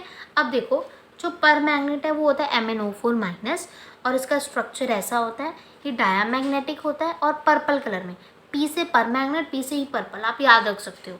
उसके बाद मैग्नेट, मैग्नेट क्या होता है, मैग्नेट होता है MnO4 2 माइनस और इसका जो स्ट्रक्चर है वैसा कुछ होता है, पैरामैग्नेटिक बिहेवियर और ग्रीन कलर होता है, ठीक है। ये सब कुछ याद होना चाहिए आपको, ओके। अब हम स्टार्ट करने लगे हैं सेकेंड पार्ट अपने चैप्टर का, जो कि लैंथेनॉइड्स होता है। क्या होता है लैंथेनॉइड्स, आपको याद होना चाहिए लैंथेनॉइड्स के बारे में। अब हम स्टार्ट करने लगे हैं। देखो लैंथेनॉइड क्या होते हैं, ये F, अब हमने अभी तक जितना पढ़ा है वो D ब्लॉक होता है, ठीक है। D ब्लॉक अब खत्म हो चुका है, अब हम पढ़ेंगे F ब्लॉक के बारे में सब कुछ। F ब्लॉक के भी 2 पार्ट्स होते हैं, लैंथेनॉइड और एक्टिनॉइड्स। लैंथेनॉइड और एक्टिनॉइड छोटे छोटे होते हैं, हम आधे घंटे में ख़त्म कर लेंगे इसे। F ब्लॉक एलिमेंट्स 2 सीरीज रखती हैं अपने पास, लैंथेनॉइड और एक्टिनॉइड, ठीक है। ये सारी कौन सी सीरीज़ है, लैंथेनॉइड्स की सीरीज़ है, ठीक है। अब ये जो मैंने हाईलाइट किए हुए हैं ना, ये इंपॉर्टेंट है अगर कुछ याद नहीं हो रहा तो ये हाईलाइटेड वाले याद रख लो, ठीक है। अब देखो सीरियम आपको याद होना चाहिए, इसका एटॉमिक नंबर 58 है, इसकी कॉन्फ़िगरेशन तो बहुत ज़्यादा याद होनी चाहिए, 4f1 5d1 6s2। अब ये जो है ना यूरोपियम 63, गैडोलिनियम 64 याद होना चाहिए आपको। उसके बाद 67 हॉल्मियम, 70 वाईबी, यटरबियम, 71 लुटेशियम, एलियू। अब देखो याद कैसे करना है इसे, सीरियम का तो आपको ऐसे याद करना पड़ेगा, यूरोपियम एंड गैडोलिनियम ये दोनों हाफ फील्ड है। ये देखो 4f7 आ गया ना, ये देखो यूरोपियम जो है ना, यूरोपियम का एटॉमिक नंबर क्या है 63 एंड गैडोलिनियम का एटॉमिक नंबर क्या है GD जिसे हम लिखते हैं, उसका एटॉमिक नंबर 64 है, ठीक है। अब यूरोपियम का जो कॉन्फ़िगरेशन है 4f7 6s2 है, ये हाफ फील्ड है, और गैडोलिनियम भी हाफ फील्ड होता है 4f7 5d1 6s2। इन दोनों में फ़र्क है, इधर D आ जाता है, आप याद रखो ये हाफ फील्ड होते हैं, ठीक है। अब यूरोपियम जो है वो लूट के, देखो यूरोपियम यूरोप से आया तो ऑब्वियसली हाफ फील्ड है, ऐसे आप करके याद कर सकते हो। अब हॉल्मियम कैसे याद रखें, हॉल्मियम इसका एटॉमिक नंबर 67 होता है, इसकी कॉन्फ़िगरेशन देखो 4f11 6s2 होती है। अब हॉल्मियम बनता कैसे, H होता है ना, H में कितने वन आते हैं, देखो H में 2 वन आ रहे हैं ना, तो अब याद रखो F में 11 इलेक्ट्रॉन्स होते हैं। समझ आई मैं क्या कहना चाह रही हूँ, मैं कह रही हूँ H कैसे बनता है, ऐसे बनता है, तो H में कितने वन होते हैं 2, तो यहाँ पे 2 लगा दो, जस्ट हल्का सा तरीका है याद करने का, ठीक है। अब YB और LU, अब LU लुटेशियम, LU क्या होता है लुटेशियम, इसका एटॉमिक नंबर 71, इसको नहीं याद रखना, इसकी कॉन्फ़िगरेशन ज़्यादा इंपॉर्टेंट है। कॉन्फ़िगरेशन देखो, इसकी कॉन्फ़िगरेशन जाती है 4f7, ठीक है, क्या होती है 4f7 sorry I am really sorry 4f14 5d1 6s2, क्या होती है इसकी कॉन्फ़िगरेशन 4f14 5d1 6s2। ये क्या होता है फुल फील्ड होती है, 4f14 फुल फील्ड है ना, ये लुटेशियम क्या है लूट के आया है, ये क्या करके आया है लूट के आया है किसी देश को, इसलिए तो देखो इसके फुल फील्ड है, ठीक है। आप ऐसे याद रख सकते हो कि लुटेशियम जो है वो लूट के आया है किसी देश को और उसके पास फुल फील्ड कॉन्फ़िगरेशन है, इसीलिए स्टेबल है, वो स्टेबल कब है, वो लूट के आया है, लुटेशियम क्या है लूट के आया है, 4f14 है। अब देखो जैसी संगत वैसी रंगत, आपने सुना होगा, तो लुटेशियम के साथ कौन रहता है YB, इसका बेस्ट फ्रेंड, जस्ट एक समझने का तरीका है। LU लुटेशियम के साथ कौन रहता है YB, और YB देखो YB भी फुल फिल्ड है, अब थोड़ा बता लुटेशियम भी इसे दे देता है और ये भी फुल फिल्ड हो जाता है, ऐसे आप याद रख सकते हो। और ये जो भी मैंने आपको बताया ये इंपॉर्टेंट है। सीरियम तो भाई बहुत ज़्यादा इंपॉर्टेंट है, सीरियम और गैडोलिनियम, ठीक है। लुटेशियम भी इंपॉर्टेंट है, पता होना चाहिए, फुल फिल्ड होता है, फुल फिल्ड कॉन्फ़िगरेशन होती है इसकी, ठीक है। अब आपसे पूछ सकते हैं Lu3+, मतलब देखो ना LU लुटेशियम जो है 3 इलेक्ट्रॉन देने से 2 और 1, 3 इलेक्ट्रॉन देने से ये फुल फिल्ड हो जाएगा ना, 4f14 बन जाएगा, इसलिए Lu3+ जो है वो स्टेबल होता है। ऐसे क्वेश्चंस भी पूछे जाते हैं, ठीक है। कॉन्फ़िगरेशन के बारे में आपको पता होना चाहिए। आगे देखते हैं अब हम इलेक्ट्रॉनिक कॉन्फ़िगरेशन क्या होती है लैंथेनॉइड्स की? लैंथेनॉइड्स की इलेक्ट्रॉनिक कॉन्फ़िगरेशन होती है n-2 F1 से लेके 14 तक, आगे n-1 D 0 से लेके 10 तक और ns2। ठीक है, आपको ये पता होना चाहिए। अब लैंथेनॉइड कॉन्ट्रैक्शन जो कि हमने स्टार्टिंग में पढ़ी थी, इसमें लैंथेनॉइड कॉन्ट्रैक्शन में क्या होता है, f इलेक्ट्रॉन्स की क्या हो जाती है, पुअर शील्डिंग होती है।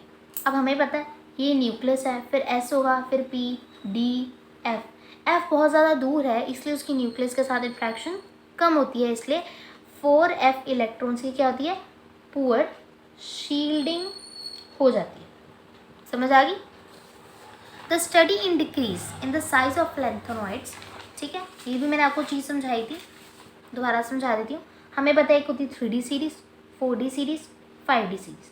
हमें पता है 3D से 4D में साइज़ इंक्रीज़ होता है, ऑब्वियसली सब में इंक्रीज़ होता है क्योंकि down the group size increase होने से इसका मतलब है कि नंबर ऑफ़ शेल्स बढ़ रहे हैं, नंबर ऑफ़ शेल्स बढ़ रहे हैं तभी साइज़ इंक्रीज़ हो रहा है। ठीक है, बट 4D और 5D में साइज़ इंक्रीज़ नहीं होता। क्यों? क्योंकि 4f इलेक्ट्रॉन्स की पुअर शील्डिंग हो जाती है। इसमें साइज़ 4D और 5D में क्या हो जाता है, सेम रहता है, क्योंकि क्या हो जाता है, पुअर शील्डिंग हो जाती है किसकी, 4f इलेक्ट्रॉन्स की। ठीक है, और एटॉमिक और आयनिक रेडियस सेम रह जाता है और फिजिकल केमिकल प्रॉपर्टीज़ भी सेम हो जाती है। The study in decrease in the size of lanthanoids due to poor shielding effect of intervening electrons. Size में डिक्रीज आ जाता है क्योंकि पुअर शील्डिंग इफेक्ट होता है, इसलिए एटॉमिक और आयनिक रेडियाई कहाँ से कहाँ तक, लैंथेनम से लुटेशियम तक क्या हो जाता है, डिक्रीज हो जाता है। ये देखो, लैंथेनम से लुटेशियम तक, ये देखो लास्ट लुटेशियम है ना, लैंथेनम से लुटेशियम तक साइज क्या हो जाता है, फिर डिक्रीज होने लग जाता है एटॉमिक और आयनिक रेडियाई। ठीक है, अब कॉजेज़ क्या है, कॉजेज़ मतलब कारण। कारण क्या है भाई, लैंथेनॉइड कॉन्ट्रैक्शन होता क्यों, वो इसलिए होता है क्योंकि पुअर शील्डिंग होती है 4f इलेक्ट्रॉन्स की। ठीक है, क्या होती है, पुअर शील्डिंग होती है 4f इलेक्ट्रॉन्स की। अब f ही क्यों बुरा बने भाई, उसकी ही पुअर शील्डिंग क्यों है? ऐसा इसलिए होता है क्योंकि अभी हमने पढ़ा न्यूक्लियस सबसे ज़्यादा s के अट्रैक्टेड मतलब क्लोज होता है, फिर p के, फिर d के एंड फिर f के। ये देखो, ये s p d f, f बहुत ज़्यादा दूर है, f की न्यूक्लियस के साथ अट्रैक्शन बहुत ज़्यादा कम होगी क्योंकि s जो है एक शील्ड करके रखेंगे, s जो है f की बुरी नज़रों से उसे बचा के रखेंगे क्योंकि ये क्या चाहता है, ये अट्रैक्टेड होना चाहता है न्यूक्लियस से। ठीक है, फॉर एग्जांपल ये टीचर है, टीचर मैंने वही स्टार्टिंग में एग्जांपल दिया था, टीचर जो है वो s वाले बच्चे से ज़्यादा अट्रैक्टेड होगा क्योंकि वो फर्स्ट बेंच पे बैठा है, फर्स्ट बेंच पे बैठा बच्चा को ज़्यादा समझ आ रही है और दिख भी रहा है ब्लैक बोर्ड से। अब बैठा p वाला बच्चा, कोई बच्चे का नाम है, ये D है और ये F है। ठीक है, अब F को नहीं समझ आएगी टीचर क्योंकि वो सबसे लास्ट में बैठा है और वो आसपास अपने पड़ोसियों से बातचीत भी कर रहा है, टीचर की सुन भी नहीं रहा, तो टीचर को भी नहीं कुछ खास उसकी अट्रैक्शन आ रही है। ठीक है, इट मीन्स समझ नहीं रहा है टीचर से। ठीक है, एस की अब टीचर से ज़्यादा अट्रैक्शन होगी क्योंकि वो फर्स्ट बेंच पे बैठा है और टीचर को भी पता लग रहा है कि आया है ये क्लास में, ये पढ़ रहा है। पी को थोड़ा कम नजर आएगा ब्लैक बोर्ड और टीचर की बात भी कम थोड़ी समझ आएगी, कम सुनाई देगा। फिर डी को थोड़ा कम और एफ़ को बिल्कुल ही कम। उसी तरह एफ़ क्या है, एफ़ बहुत ज़्यादा दूर है न्यूक्लियस से, इसलिए एफ़ की पुअर शील्डिंग होती है, एफ़ की अट्रैक्शन न्यूक्लियस से बहुत ज़्यादा कम हो जाती है। यही कारण है किसका, लैंथेनॉइड कॉन्ट्रैक्शन का। ये इंपॉर्टेंट है, ये पूछा जाता है पेपर में कि लैंथेनॉइड कॉन्ट्रैक्शन क्या होता है, उसका कारण क्या होता है, अब उसकी कॉन्सिक्वेंसेस क्या होता है, मतलब उसका रिजल्ट क्या होता है। अब वो देखो, ये भी इंपॉर्टेंट है। रिजल्ट क्या होता है, सिमिलैरिटी आ जाती है किसमें, second and third transition series. Second and third मतलब ये देखो, ये फर्स्ट ट्रांजिशन सीरीज़ है, ये सेकेंड ट्रांजिशन सीरीज़ है और ये थर्ड ट्रांजिशन सीरीज़ है।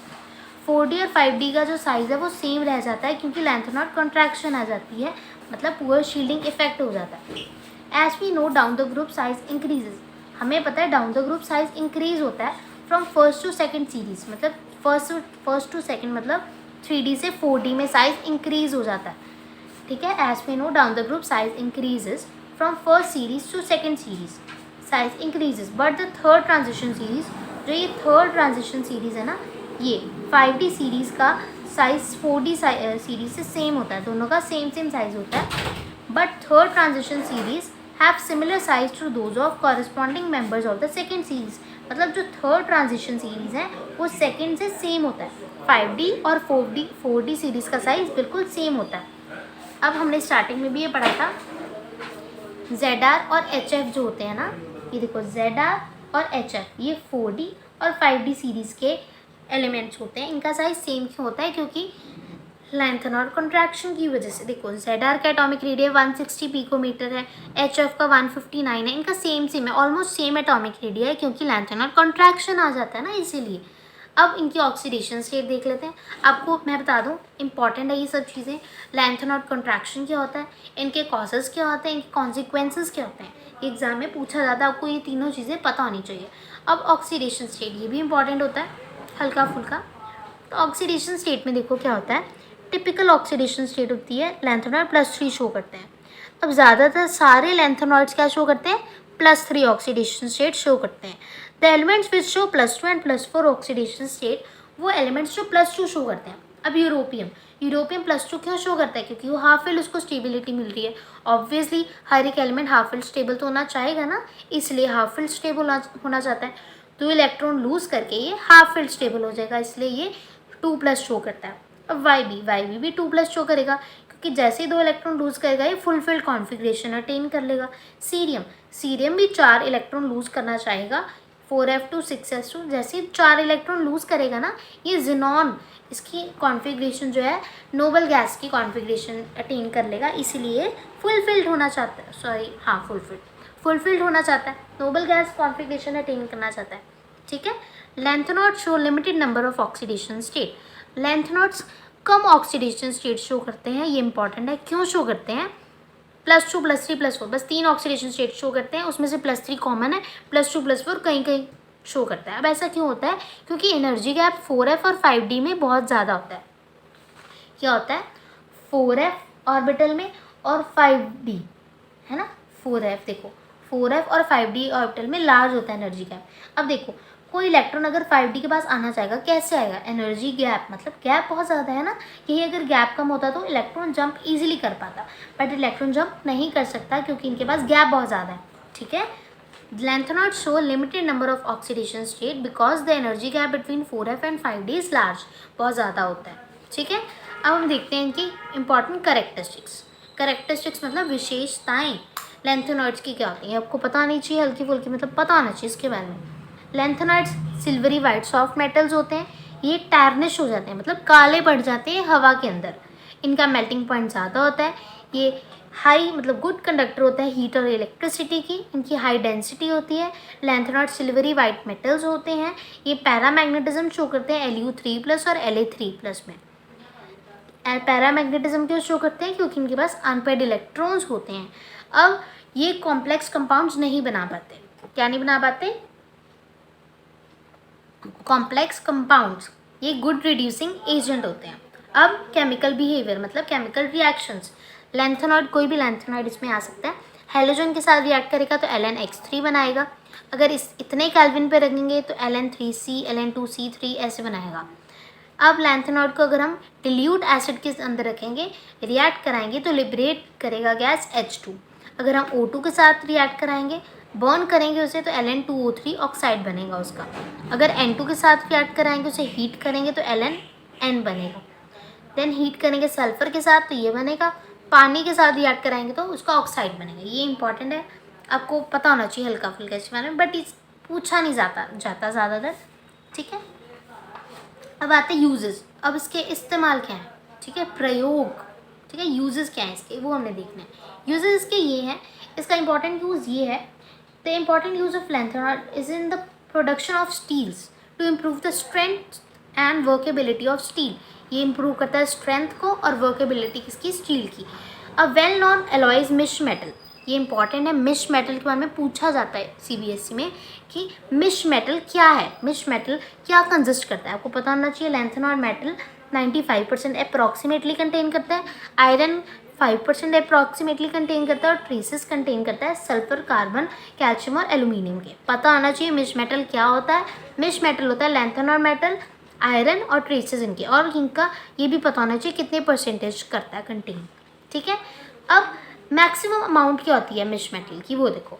मैक्सिमम अमाउंट जो मिश मेटल की यूज़ होती है, किस चीज़ में यूज़ होती है, ये मैग्नीशियम बेस्ड अलॉय में यूज़ होती है, ये बुलेट्स को प्रोड्यूस करने में यूज़ होती है, शेल्स को और लाइटर फ्लिंट्स को, इसको लाइटर फ्लिंट्स को, ये सब आपको पता होना चाहिए। ये इंपॉर्टेंट है। मिश मेटल की डेफिनेशन, ये जो मैंने लिखी है डेफिनेशन, ये क्या क्या अपने पास रखता है, किससे बनता है, ये भी पता होना चाहिए। इसका यूज़ क्या है ये भी पता होना चाहिए आपको, ये इंपॉर्टेंट है। ये इतना इंपॉर्टेंट नहीं है बट पढ़ने में क्या है। इनके ऑक्साइड्स, लैंथेनॉइड के ऑक्साइड ग्लास इंडस्ट्री में, अब ये कलर्ड ग्लासेस में यूज़ होते हैं गॉगल्स के अंदर, ताकि प्रोटेक्शन मिल सके यूवी लाइट से। ये पॉलिशिंग ग्लास में यूज़ होते हैं। टेलीविज़न की स्क्रीन में फॉस्फरिन का यूज़ होता है। समझ आ गई। यूजेस में सिर्फ मिश मेटल इंपॉर्टेंट है, आपको इसकी डेफिनेशन, इसके यूजेस और ये किससे बना है, क्या कंसिस्ट करता है, ये सब कुछ पता होना चाहिए। ठीक है, अब हम देखेंगे एक्टिनॉइड्स। अब एक्टिनॉइड्स के बाद हमारा चैप्टर फिनिश हो जाएगा। एक्टिनॉइड्स को हम इतना नहीं पढ़ते, इनकी स्टडी भी मुश्किल होती है। क्यों? क्योंकि ये रेडियो एक्टिव एलिमेंट्स होते हैं। क्या होते हैं ये? रेडियो एक्टिव एलिमेंट्स होते हैं। ठीक है, अब हम देखते हैं एक्टिनॉइड्स। एक्टिनॉइड ये सारे होते हैं एलिमेंट्स, एक्टिनियम, थोरियम। इसमें से इंपॉर्टेंट मैं बता देती हूँ, थोरियम है। थोरियम की एक्सेप्शन होती है, अभी हम पढ़ेंगे। ये सारे आपको पता होना चाहिए। इतना आपको मतलब ये नहीं है कि आपको सारे एलिमेंट्स के एटॉमिक नंबर याद करने, ये नहीं पूछे जाते इतने। ठीक है, एक्टिनियम, थोरियम, थोरियम का पता होना चाहिए, एक्टिनियम का थोड़ा बहुत नॉलेज होनी चाहिए। जैसे 89 एक्टिनियम का होता है, 90 थोरियम, 91 प्रोटैक्टिनीशियम, 92 यूरेनियम। ठीक है, ये सारे कॉन्फिगरेशन ये होते हैं एक्टिनॉइड्स। क्या होते हैं ये? एक्टिनॉइड्स कहते हैं इन्हें हम। अब देखो, ये सारे एलिमेंट्स क्या होते हैं? Radio active. क्या होता है ये? Radio active. इसलिए हम इतना इनकी स्टडी नहीं करते, इनकी लाइफ भी बहुत ज़्यादा कम होती है। All the actinoids have common 7s2 configuration. सारे जो एक्टिनॉइड्स होते हैं ना, इनकी 7s2 कॉन्फिगरेशन होती है। ये देखो, सबके अंदर 7s2 आ रहा है ना, आ रहा है कि नहीं आ रहा? देखो, इसलिए सब में कॉमन होता है 7s2। ठीक है, and variable occupancy of 4f and 6d shells. अब वेरिएबल होता है 4f और 6d जो शेल्स होते हैं। देखो 6d, ये दिख रहा है आपको? 6d में वेरिएबिलिटी होती है। इधर 4f नहीं, इधर 5f आएगा। एक मिनट, इधर 5f आएगा। ठीक है, इसमें चेंजेस क्या आते हैं? देखो 5f में आते हैं, 5f कभी 7 है, कभी 9 है, कभी 11। ये चेंजेस वेरिएबल आ रही है। और 7s2 सब में कॉमन है, डी में भी डिफरेंट आ रहा है। ठीक है, अब 14 electrons are being added into 5f except in thorium. कह रहे 14 तक इलेक्ट्रॉन्स आ जाते हैं 5f में, बट एक्सेप्ट किसको छोड़ के? थोरियम को छोड़ के। थोरियम देखो, थोरियम का जो इलेक्ट्रॉनिक कॉन्फिगरेशन देखो, ये थोरियम है ना, इसका एटॉमिक नंबर क्या है? 90 है। देखो थोरियम, और इसकी कॉन्फ़िगरेशन 6d2 7s2। उसके पास 5f है ही नहीं, इसलिए कह रहे एक्सेप्ट इसको। ठीक है, 5f सबके पास है, इसके पास नहीं है, इसके पास नहीं है, इसलिए एक्सेप्शनल है, ये इंपॉर्टेंट है। ठीक है, but filling of 5f continues again. देखो कह रहे थोरियम के बाद, ये थोरियम है ना, थोरियम के बाद ही जैसे थोरियम ख़त्म होता है उसके बाद 5f की इलेक्ट्रॉन्स की फिलिंग दोबारा शुरू हो जाती है थोरियम को छोड़ के, यही कह रहे हैं वो। ठीक है, डायर्केलियम कह रहे एक्सेप्शनल कॉन्फ़िगरेशन शो करता है, क्योंकि ना ही ये हाफ फिल्ड होता है और ना ही ये कम्प्लीटली फिल्ड होती है इसकी कॉन्फ़िगरेशन। ठीक है, अब इसकी ऑक्सीडेशन स्टेट शो कर मतलब बताते हैं। अब हमें पता है लैंथेनॉइड्स +3 ज़्यादातर शो करते हैं, उसी तरह एक्टिनॉइड्स भी +3 ही शो करते हैं और +4 भी शो करते हैं। Unlike lanthanoids, actinoids show maximum number of oxidation state. Lanthanoids से कंपैरेटिवली एक्टिनॉइड ज़्यादा शो करते हैं ऑक्सीडेशन स्टेट। क्यों? क्योंकि इनका energy gap 5f 60 and 7s में कम होता है। उनका एनर्जी गैप बहुत ज़्यादा दूर था ना, बट इनका बहुत ज़्यादा कम है, इसीलिए थोरियम जो है +4 ऑक्सीडेशन स्टेट शो करता है। ऐसा क्यों होता है? देखो, जो थोरियम है ना, थोरियम का कॉन्फ़िगरेशन 62 7s2, जैसे ही 4 इलेक्ट्रॉन लूज करेगा नोबल गैस अटेन कर लेगा, इसीलिए। अब सारे एक्टिनॉइड्स क्या हैं? +3 शो करते हैं। क्या शो करते हैं? +3। बट ये थोरियम ही ऐसा है जो +4 शो करता है। थोरियम क्या शो करता है? 4 इलेक्ट्रॉन लूज करती है ना ये फुल, ताकि ये फुल फिल्ड हो जाए, इसीलिए। थोरियम क्या शो करता है? 4 इलेक्ट्रॉन लूज करता है, इसलिए +4 ऑक्सीडेशन स्टेट शो करता है। दोबारा सुन लो, ये बात इंपॉर्टेंट है। एक्टिनॉइड्स पूरे एक्टिनॉइड सीरीज़ में +3 सारे शो करते हैं, बट जो थोरियम है वही एक +4 शो करता है। ठीक है, अब एक्टिनॉइड कॉन्ट्रैक्शन, जैसे लैंथेनॉइड कॉन्ट्रैक्शन हमने पढ़ी थी ना कि 4f के इलेक्ट्रॉन पार्टिसिपेट करना बंद कर देते हैं, यहाँ पे 5f के इलेक्ट्रॉन पार्टिसिपेट करना बंद कर देते हैं। एक्टिनॉइड का शो करता है एक्टिनॉइड कॉन्ट्रैक्शन, क्योंकि 5f इलेक्ट्रॉन की पुअर शील्डिंग होती है। अब कैरेक्टरिस्टिक्स जनरल क्या होती है एक्टिनॉइड्स की? लैंथेनॉइड्स के जैसे ही सिल्वरी अपीयरेंस होती है इनकी, इनका melting point and boiling point high होता है। सारे actinoids except thorium and americium, actinoids सारे एक्टिनॉइड्स के अंदर थोरियम और एमर्शियम को छोड़ के इनकी डेंसिटी हाई होती है। ये सारे एलिमेंट्स क्या होते हैं, रेडियो एक्टिव होते हैं, इसलिए इनकी हम इतनी स्टडी नहीं करते, इनकी लाइफ भी बहुत ज़्यादा कम होती है। सारे एक्टिनॉइड्स हाईली इलेक्ट्रोपॉजिटिव होते हैं। जस्ट आपको रीड आउट करना है, आपको थोड़ा नॉलेज होनी चाहिए इसके बारे में। Okay, thorium treatment of cancer में यूज़ होता है। Uranium glass industry, textile industry और मेडिसिन में यूज़ होता है। प्लूटोनियम, प्लूटोनियम जो है वो एटॉमिक बॉम्ब्स बनाने में यूज़ होता है। अब हम देखेंगे सिमिलैरिटीज़ लैंथेनॉइड्स और एक्टिनॉइड्स में। क्या देखेंगे हम, सिमिलैरिटीज़ मतलब समानताएं, इसमें सिमिलैरिटीज़ क्या हैं वो देखो क्या है। अब हमें पता है लैंथेनॉइड्स और एक्टिनॉइड्स दोनों ही क्या शो करते हैं, +3 ऑक्सीडेशन स्टेट शो करते हैं। दोनों ही इलेक्ट्रोपॉजिटिव और वेरी रिएक्टिव होते हैं। ये क्या शो करते हैं, मैग्नेटिक बिहेवियर और स्पेक्ट्रल प्रॉपर्टीज शो करते हैं। एक्टिनॉइड्स के अंदर देखो जैसे 5f इलेक्ट्रॉन्स की पुअर शील्डिंग होती है ना, तो वो एक्टिनॉइड कॉन्ट्रैक्शन शो करते हैं। और लैंथेनॉइड्स में 4f इलेक्ट्रॉन की पुअर शील्डिंग होती है, इसलिए वो लैंथेनॉइड कॉन्ट्रैक्शन शो करते हैं। पहले हमने सिमिलैरिटीज़ देखी, अब हम डिफरेंसेस देखेंगे। क्या देखेंगे हम, डिफरेंसेस मतलब डिफरेंस क्या है इन दोनों में। अब लैंथेनॉइड्स क्या शो करते हैं, +3, एक्टिनॉइड्स भी +3 शो करता है, बट एक्स्ट्रा जो है इधर +2 और +4 शो करता है, और एक्टिनॉइड्स +4, +5, +6, +7 शो करते हैं। लैंथेनॉइड्स कलरलेस होते हैं, एक्टिनॉइड्स कलर्ड होते हैं। इनके पास कम टेंडेंसी होती है कॉम्प्लेक्स कंपाउंड्स बनाने की, इनके पास बट ज़्यादा होती है टेंडेंसी कॉम्प्लेक्स कंपाउंड्स बनाने की। प्रोमेथियम को छोड़कर बाकी सारे नॉन रेडियो एक्टिव होते हैं, सिर्फ प्रोमेथियम ही रेडियो एक्टिव होता है, बट एक्टिनॉइड्स में क्या होता है, सारे ही रेडियो एक्टिव होते हैं। अब हमारा D and F block elements ख़त्म हो गया, हमने पूरा चैप्टर कवर कर लिया। अब आप इस वीडियो के अंदर, अब आप नेक्स्ट वीडियो में PYQs करो इसके डी एंड एफ के, जिससे आपके कंसेप्ट क्लियर होंगे। इस वीडियो के देखने के बाद आप क्या देखो, PYQs देखो डी एंड एफ के, जो कि ईजी लगेंगे और इतना टफ नहीं है चैप्टर। Thank you.